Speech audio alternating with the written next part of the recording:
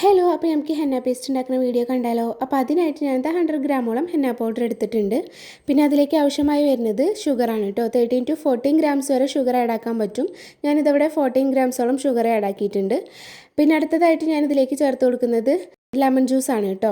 Lemon juice ഓപ്ഷണലാണ്, കാരണം extra stain കിട്ടാൻ വേണ്ടിയിട്ടാണ് ഞാൻ ലെമൺ ജ്യൂസ് ആഡ് ആക്കി കൊടുക്കുന്നത്.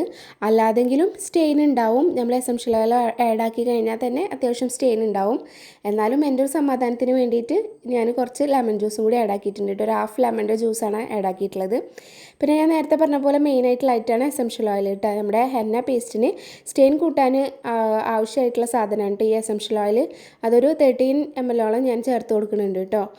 പിന്നെ ഇതിലേക്ക് ആവശ്യമായി വരുന്നത് വെള്ളമാണ് കേട്ടോ. വെള്ളത്തിൻ്റെ അളവ് നമുക്ക് കറക്റ്റായിട്ട് പറയാൻ പറ്റില്ല, കാരണം ഓരോ ഹെന്ന പൗഡറിനും ഓരോ അളവിലാണ് വെള്ളം വരുന്നത്. അപ്പോൾ അതുകൊണ്ട് കറക്റ്റായിട്ട് പറയാൻ പറ്റില്ല. നിങ്ങളൊരളവിൽ ഒഴിച്ച് കൊടുത്തിട്ട് ഇങ്ങനെ മിക്സ് ആക്കിയിട്ട് നോക്കിയാൽ മതി. കറക്റ്റ് ഒരു കൺസിസ്റ്റൻസി ആകുമ്പോൾ പിന്നെ വെള്ളം ഒഴിക്കൽ നിർത്തിയാൽ മതി കേട്ടോ.